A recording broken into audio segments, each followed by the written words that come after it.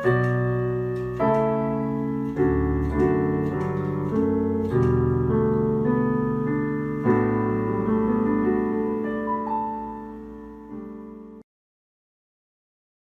bem, meus amados, convido-os a abrirem a palavra de Deus para o livro de Êxodo. Livro de Êxodo, capítulo 16, versos de 1 a 15. Ao estarmos então discorrendo, nós estaremos então apresentando o que o Senhor tem já colocado no nosso coração para trazer aos amados. Mas de pronto queria trazer essa verdade para os irmãos.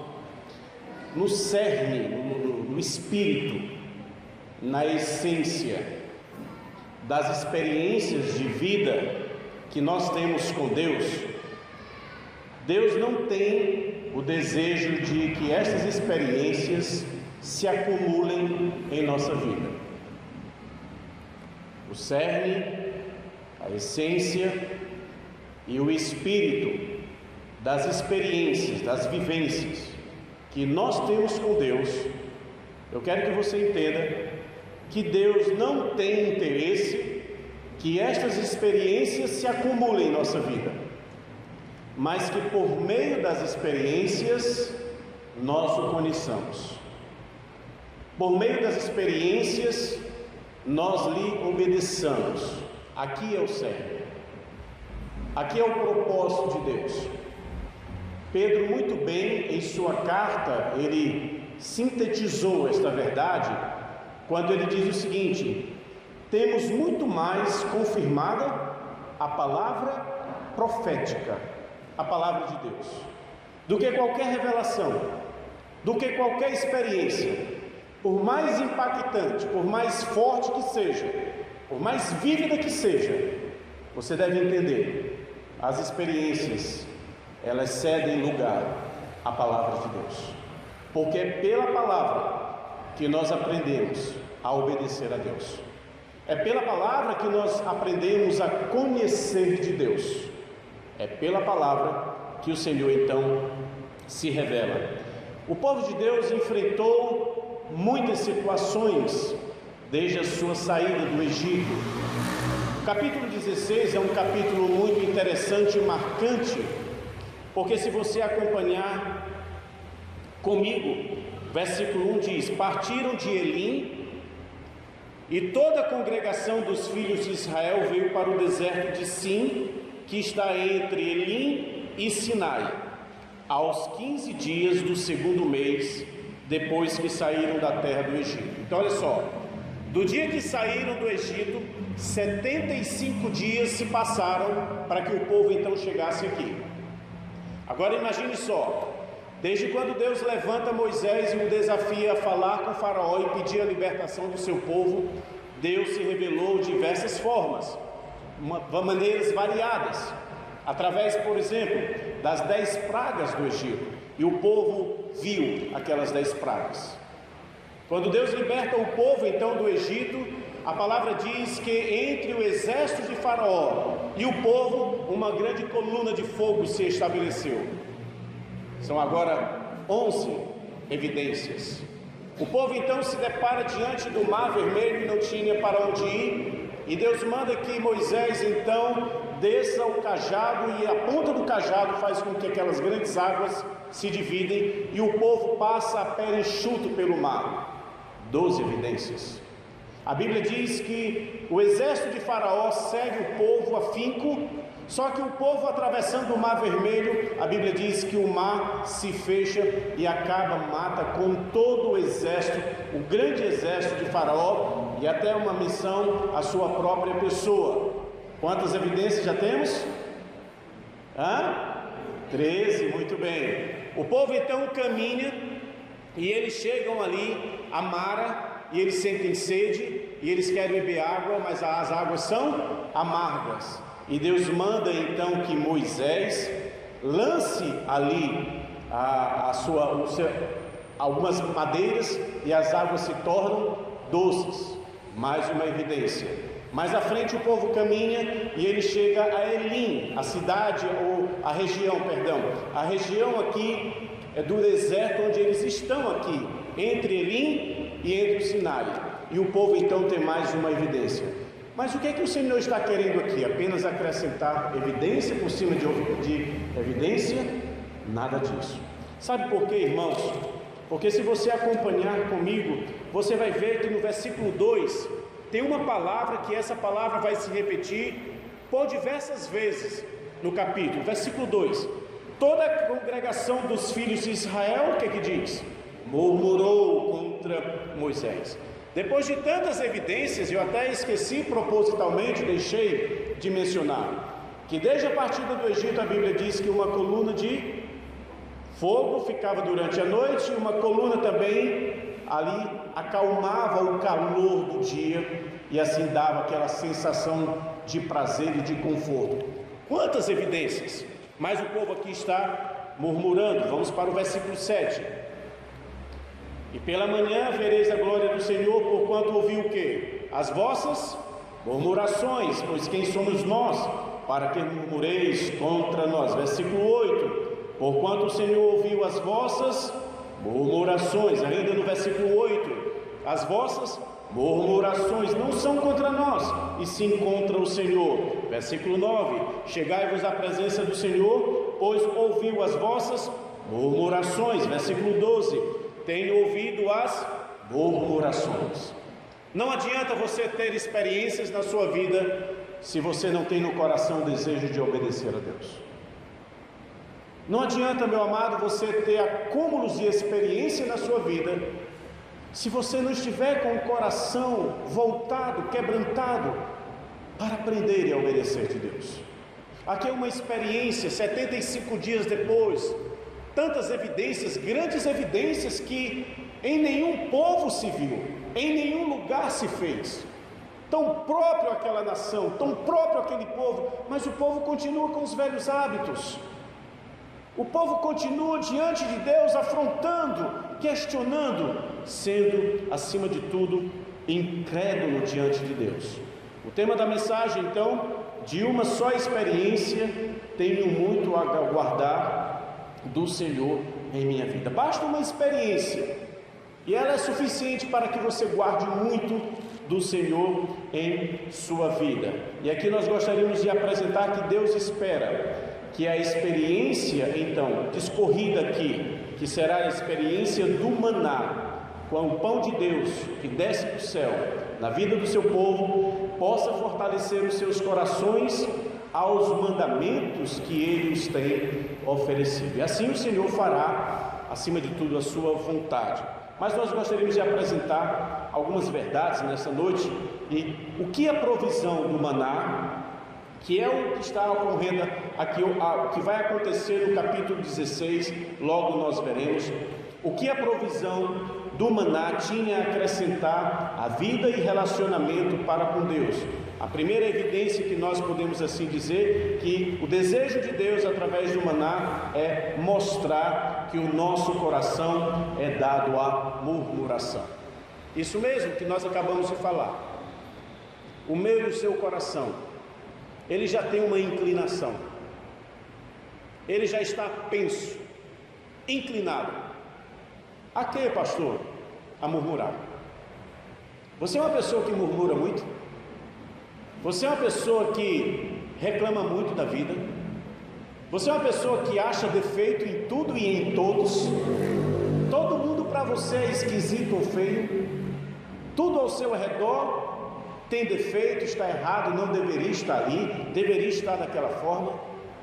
Você é uma pessoa que costuma encontrar defeito em tudo e fazer então do seu dia, entre aspas, um inferno? Se você se reconhece assim, você está dentro do contexto aqui.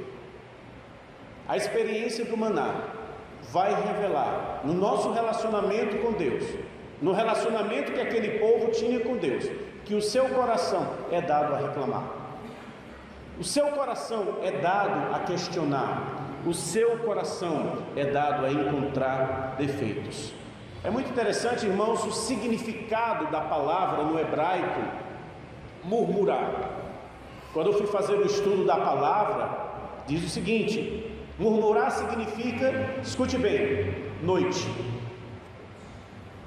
Isso mesmo. Se você for para um léxico, se você for então para as fontes originais no hebraico, murmurar significa noite. Murmurar significa fique. Um outro sentido, tem vários sentidos. Noite, fique. Pode ir atrás. Murmurar significa tendo passado. Noite, fique, tendo passado. Porque da palavra murmurar, nós vamos encontrar outras variantes, por exemplo, hospedar. Aí sim. Murmurar significa na noite, ficar, passar, significa hospedar. O sentido da palavra murmurar é alguém que está hospedando, alguém que está passando a noite, alguém que está habitando, alguém que está permanecendo, alguém que vai fazer repousar. Ou seja, o sentido da palavra traz uma ação por parte da pessoa. Alguém que murmura é alguém que faz passar a noite, deixar repousar, hospedar no coração um hábito, uma ação. Então não é algo que vem e vai. Murmurar significa um hábito que se alimenta, que se rega e que se desenvolve como parte da sua vida. Por isso que tantas ocorrências no capítulo 16 de que o povo murmurava. O povo murmurão é o povo de Deus, o povo que reclama, mas o povo que tem tudo e tem Deus, em contraste, um povo que vive a reclamar. Então, mostrar que o nosso coração é dado à murmuração, que o nosso coração também suporta guardar aquilo que para ele é valioso. Sabe por que o povo estava murmurando? Porque o povo entendeu que murmurar fazia parte da sua vida. É aquela ideia, a criança chora para o pai porque ela sabe que o choro vai fazer com que o pai e a mãe lhe dê aquilo que ela quer. É um tipo de barganha. E quando nós encontramos o povo de Deus saído do Egito, ele capita, ele entende, já sei como é que eu vou conseguir as coisas de Deus. Só que é uma maneira errada. E ele então passa a cultivar no coração aquilo que ele acredita ser valioso para ele. E o que é que ele está cultivando no coração? Hospedando no coração a murmuração. E pode observar que sempre que o povo então está murmurando, vem uma ação de Deus, mas vem também um juízo de Deus. Então o povo aqui está barganhando com Deus. Já sei como é que nós vamos conseguir as coisas de Moisés. Vamos murmurar? Então é um hábito, um mau hábito guardado no coração. E o texto vai nos mostrar que de uma forma muito lamentável, diante de tantos privilégios, diante de tantas experiências e diante de tamanha revelação, o povo se dava a murmurar. A murmuração passou a ser cultivada, regada. Em frente à nossa casa nós temos uma senhora, irmã Dona Késia, a mãe de Verônica, vó de Raquel e de Renan, que já fizeram parte da nossa igreja aqui. Dona Késia, ela tem um bom hábito, ela planta. Na frente do prédio tem plantas e ela já colocou algumas lá em casa, e todo dia ela dedica um tempo da sua vida regando, molhando, refrescando aquelas plantas castigadas pelo sol.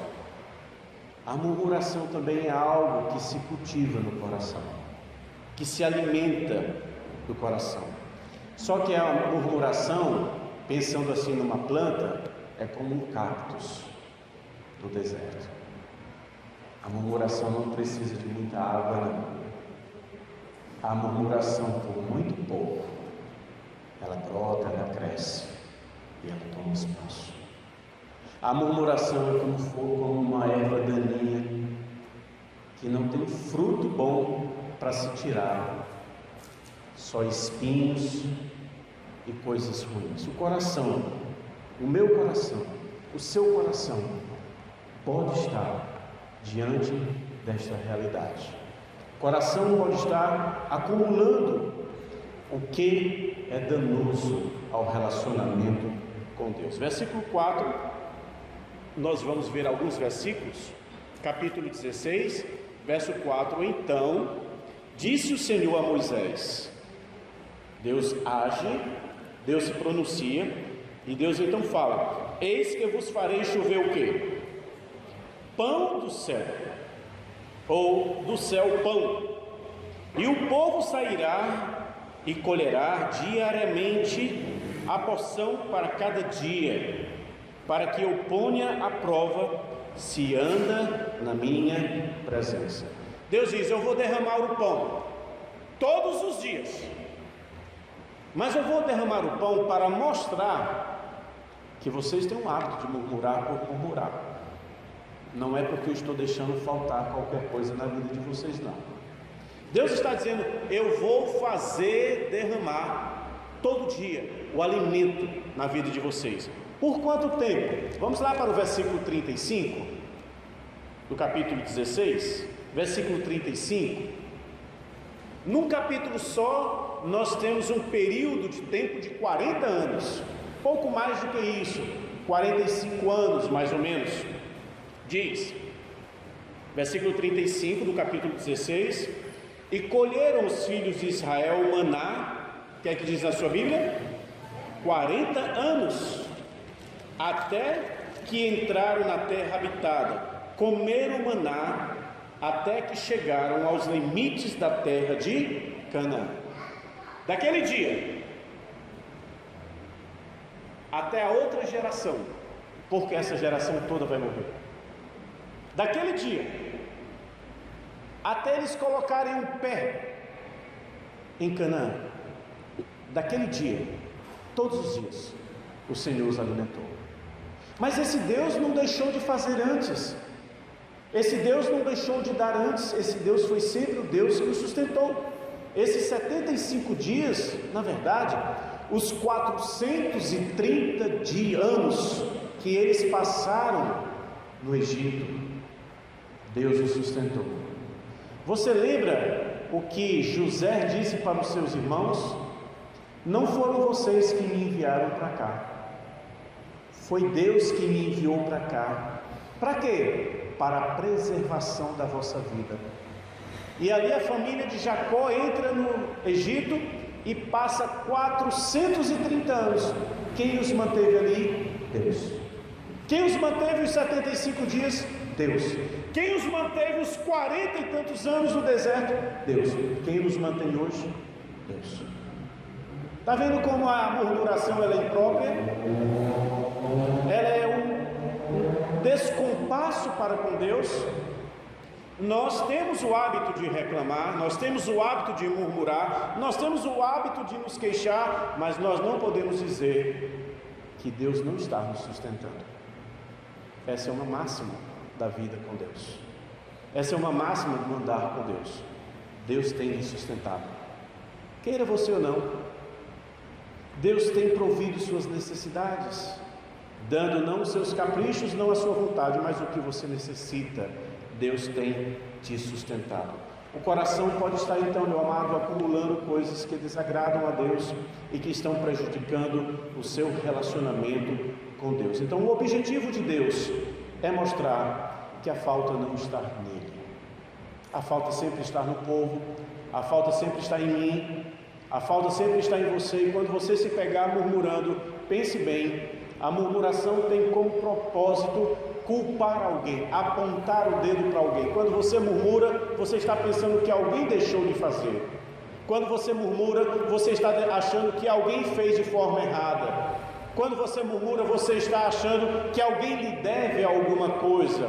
Mas o que nós estamos vendo aqui, que a murmuração é uma ação da pessoa de alimentar, de regar, de guardar, de dar repouso ao seu próprio coração. A murmuração é minha culpa, a murmuração é sua culpa, a murmuração não é culpa de ninguém, a murmuração não é culpa de Deus, é nossa. precisamos mudar rapidamente este mau hábito, se ele faz parte da nossa vida. O povo de Deus, no deserto, o povo foi conhecido como um povo que murmurava diante de Deus. Que triste!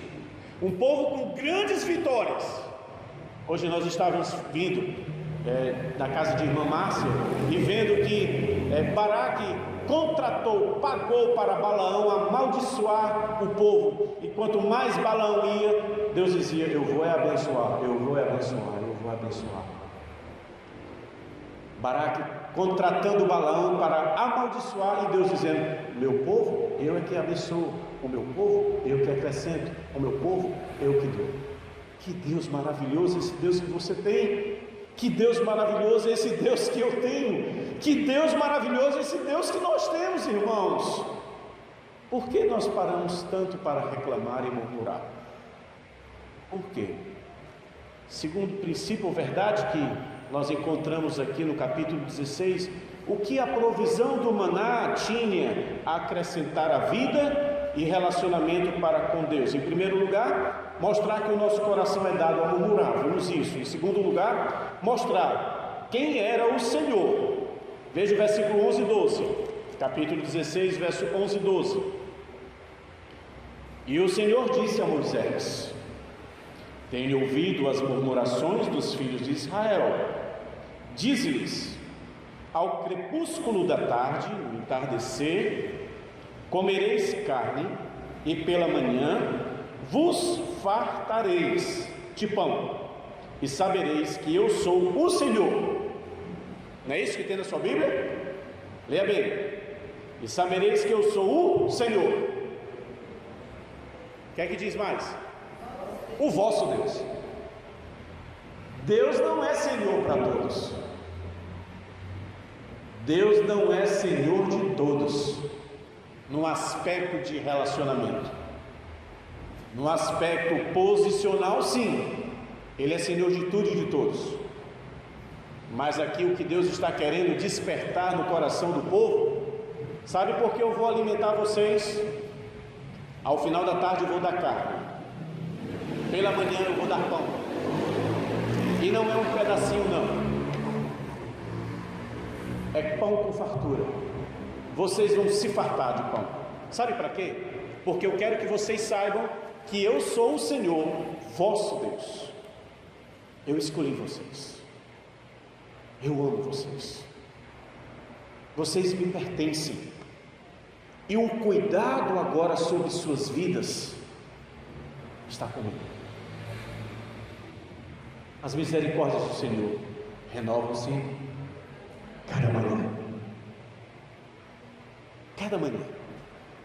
Em Gênesis diz que no findar da tarde vinha o Senhor e visitava Adão. Interessante. Em Gênesis, do jardim, no final da tarde, o Senhor o visitava.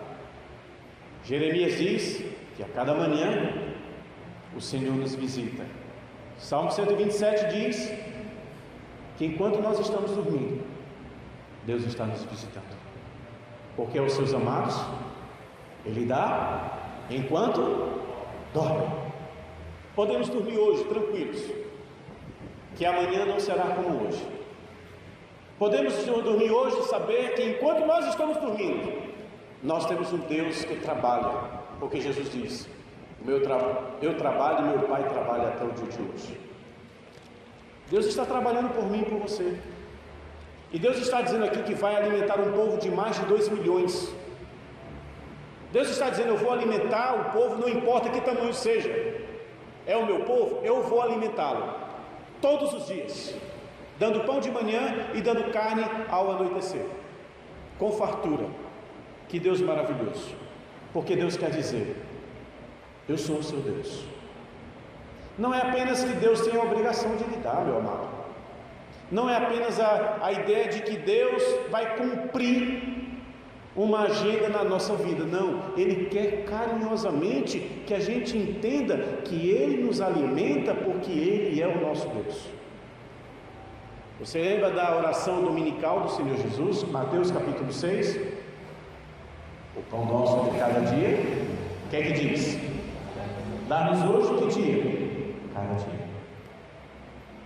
Todo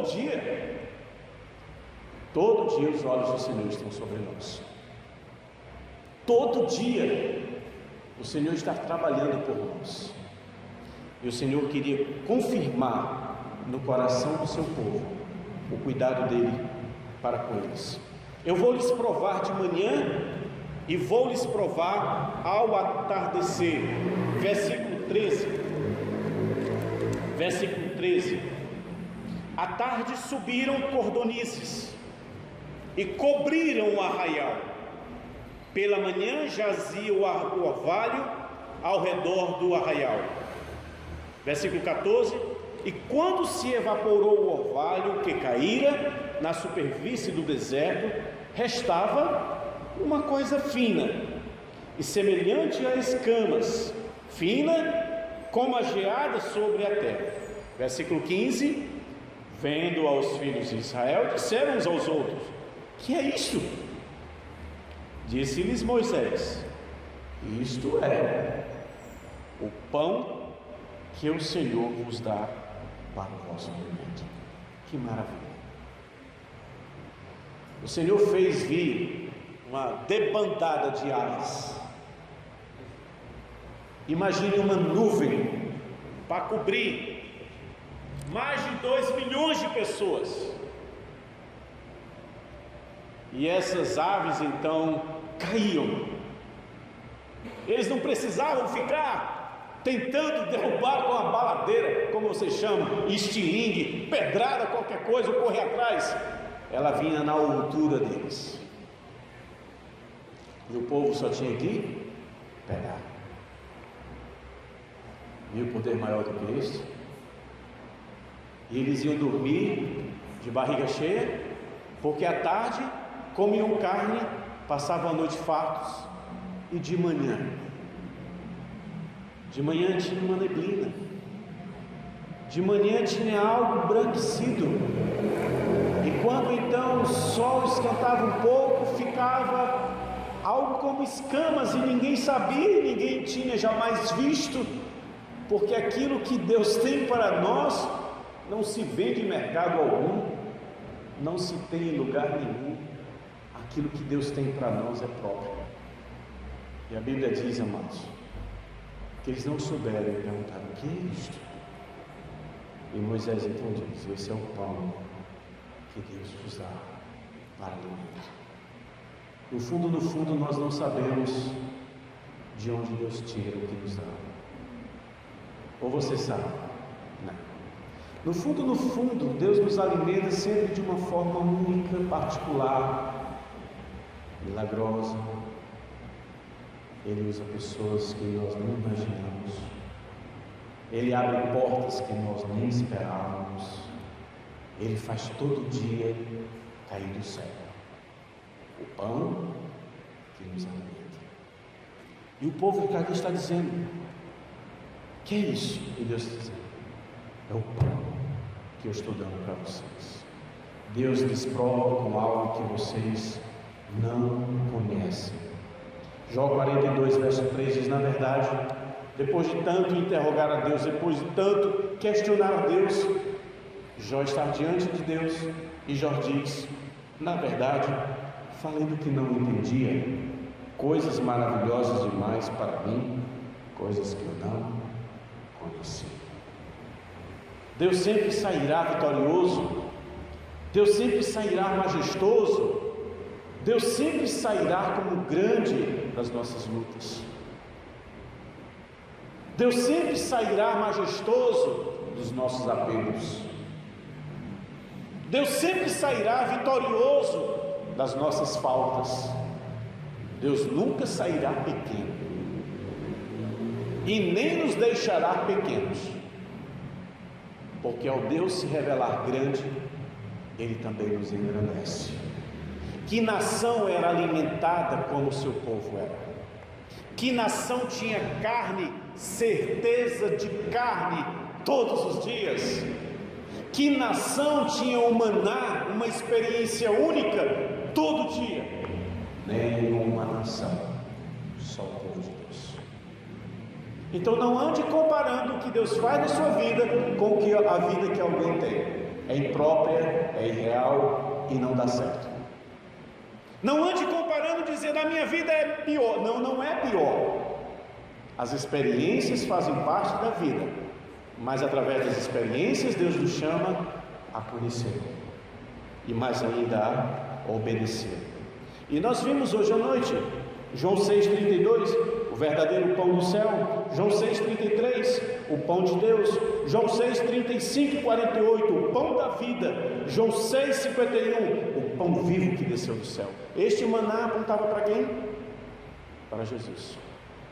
Esse maná apontava para o verdadeiro alimento que o homem precisava ter e conhecer, o Senhor Jesus Cristo. Muito mais, irmãos, do que o maná nos tempos, é o Senhor Jesus Cristo hoje. Muito mais do que aquela experiência. Talvez você diga, pastor, como eu queria experimentar aquilo. E quem estava lá talvez diria para nós, se pudesse olhar para nós, como eu gostaria de estar no seu lugar.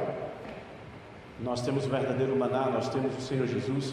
Como o irmão Rubens bem mencionou, ali era apenas uma sombra, algo tão grandioso, tão majestoso, mas se comparado aos dias de hoje, se comparado ao próprio Senhor Jesus Cristo, ali não passava, segundo o autor dos Hebreus, de uma sombra, de algo apenas que era inferior e que apontava para o nosso Senhor Jesus Cristo. Em terceiro e último lugar, o que a provisão do maná tinha a acrescentar à vida e relacionamento para com Deus? Em primeiro lugar, mostrar que o nosso coração é inclinado à murmuração. Vimos isso. Em segundo lugar, mostrar quem era o Senhor. E quem era o Senhor? Era o seu Deus, de uma forma muito particular. E em terceiro lugar, mostrar que, recolhendo muito ou pouco, todos terão igual porção. Versículos 16 a 18, olha que maravilhoso,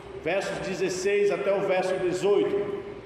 Eis o que o Senhor vos ordenou: colhei disto cada um segundo o que pode comer. Olha como Deus sabe dividir as coisas.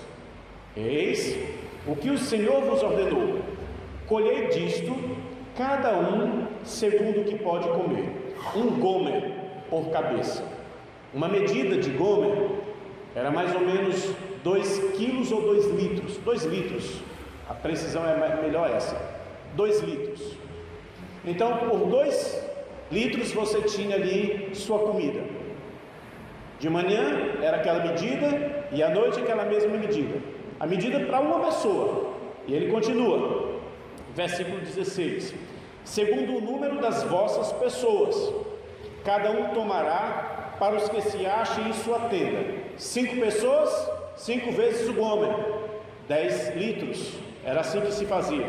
Versículo 17: assim fizeram os filhos de Israel e colheram, uns mais e outros menos.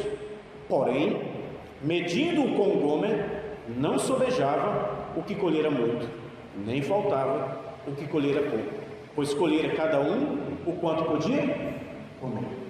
Que maravilha! Deus aqui está fazendo um grande milagre.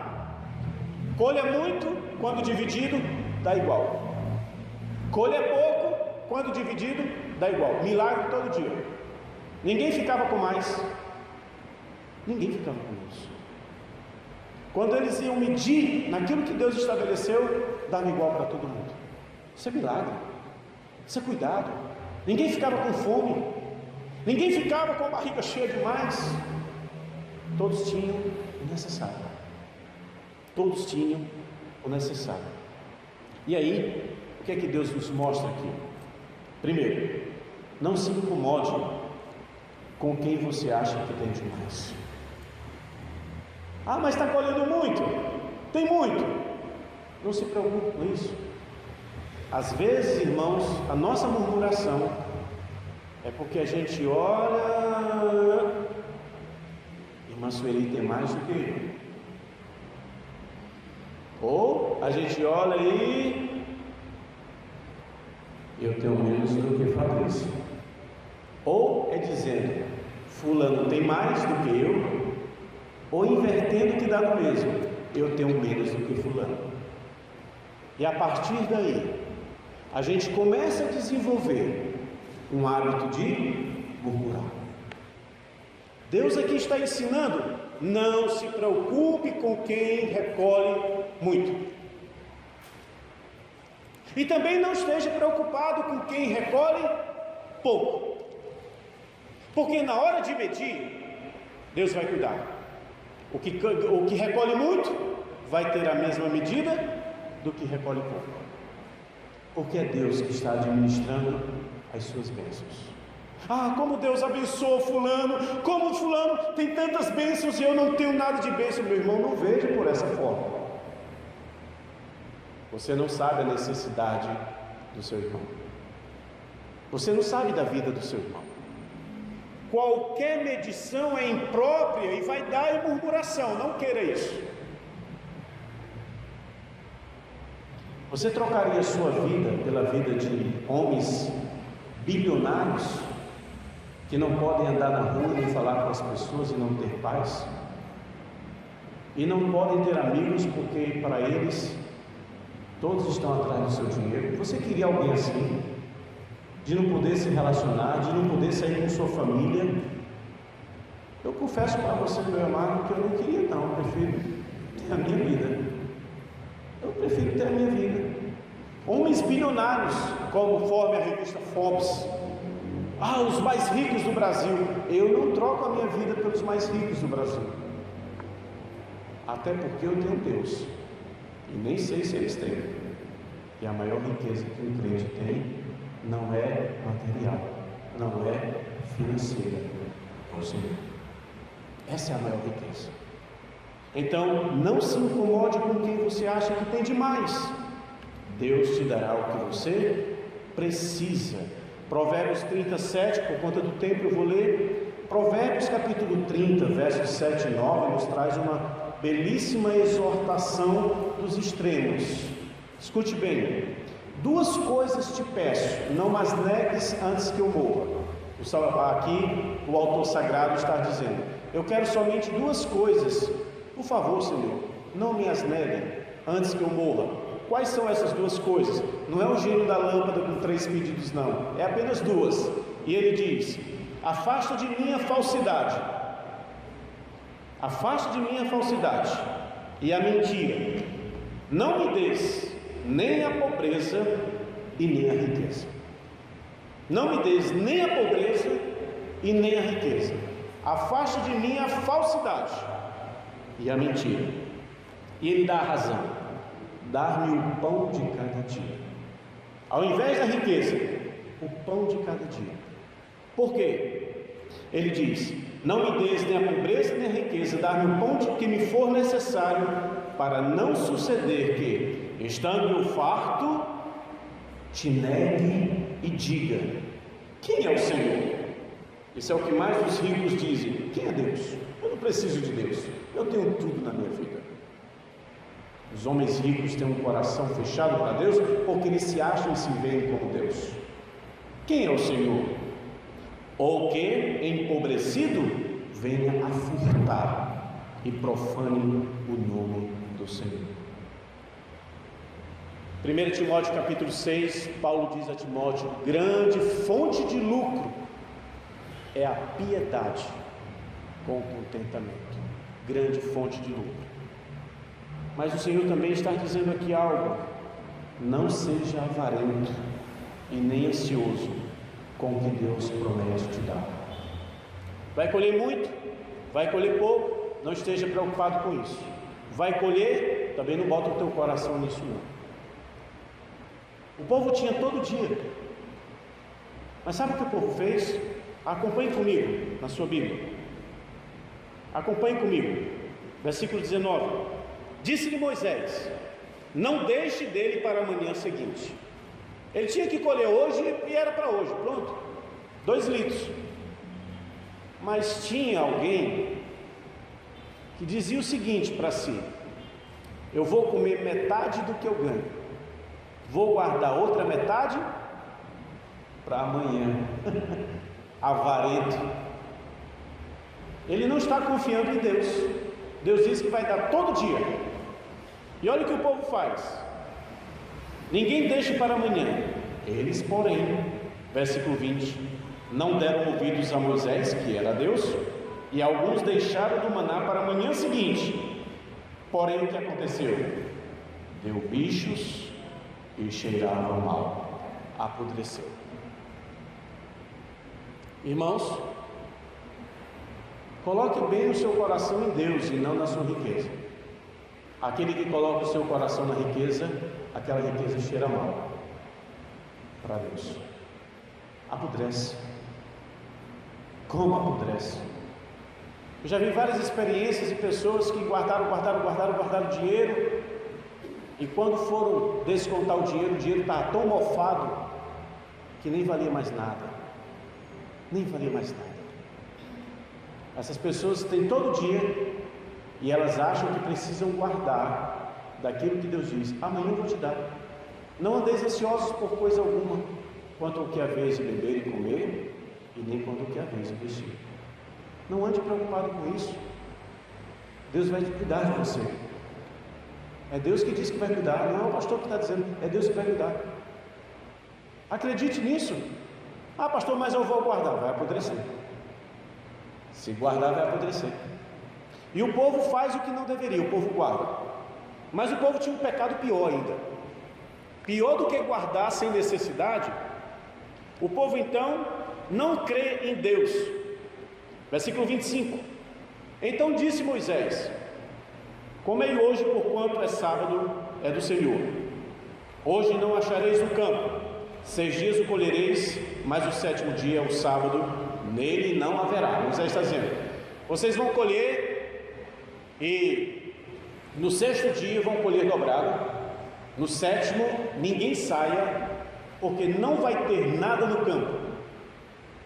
No 7º dia não vai ter um passarinho.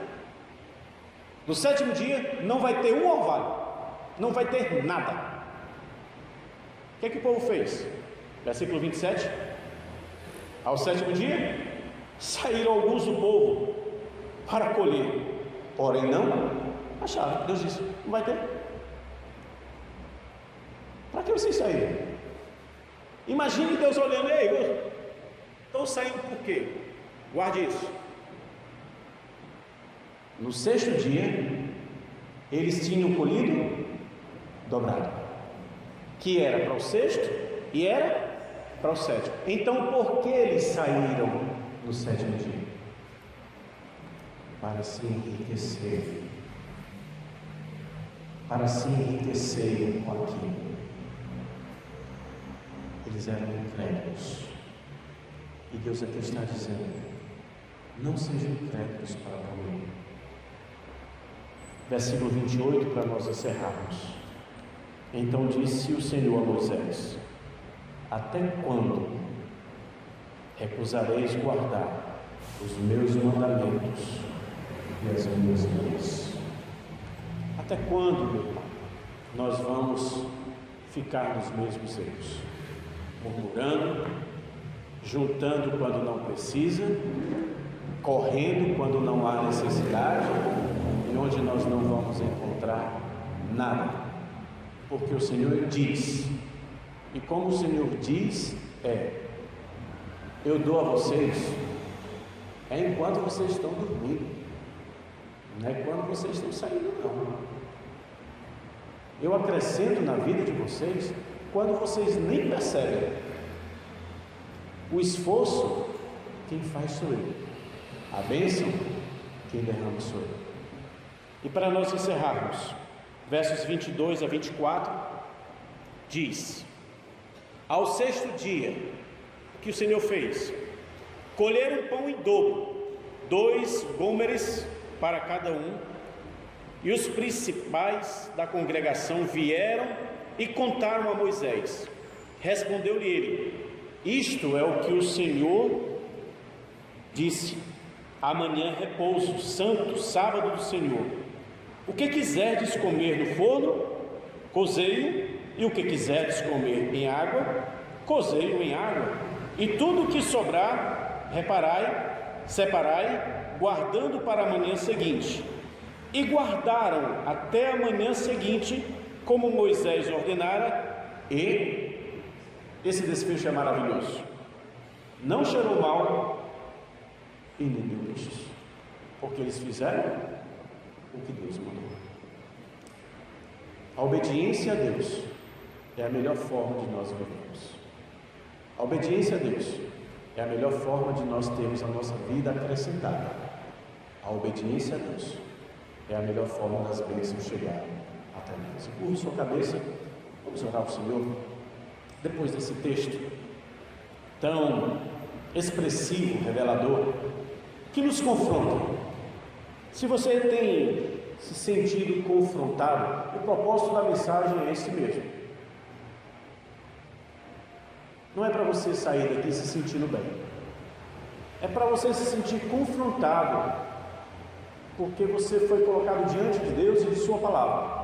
E sempre, irmãos, quando nós nos colocamos diante de Deus, sempre há de encontrarmos algo na nossa vida para ser consertado, para ser aperfeiçoado. Então essa noite o Senhor falou, e essa noite muito mais do que a experiência de estar aqui, leve para casa, leve para a sua vida, coloque em prática a lição de obedecer ao Senhor.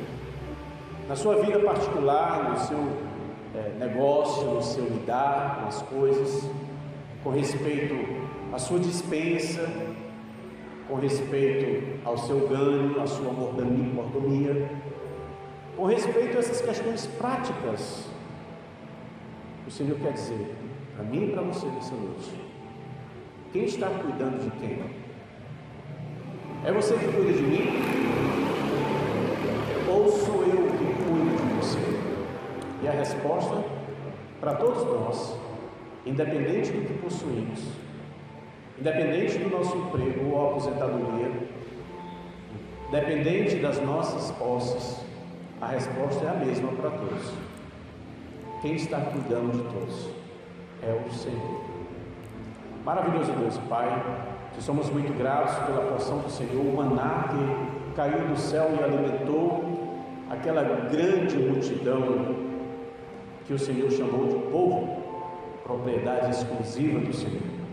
O Senhor os alimentou todos os dias, por 2 vezes, por mais de 40 anos, na verdade por toda a sua existência.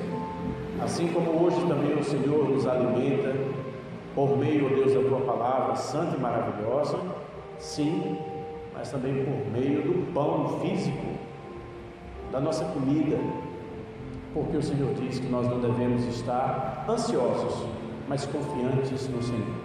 Abençoa cada um, ó Pai. Não é difícil que alguém esteja passando por alguma privação, alguma dificuldade, mas essa dificuldade chama o olhar para Ti. Essa dificuldade eleva o pensamento a Ti. Tirar um pouco o nosso olhar da vida e das coisas aqui, para olharmos para o Senhor e termos os nossos problemas, as nossas lutas e dificuldades pelo Senhor resolvidas.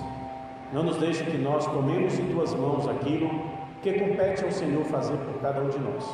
Ajuda-nos a confiar e a andar dignamente diante do Senhor e diante também das pessoas que não Te conhecem e que pelo nosso testemunho, pela nossa forma de viver, poderão alcançar, ó Deus, o Senhor na iluminação do Teu Santo Espírito e do Teu Filho Jesus Cristo. Que a graça do Senhor Jesus Cristo, o amor de Deus e a comunhão do Teu Santo Espírito esteja presente hoje em nossas vidas e para todo sempre. Amém.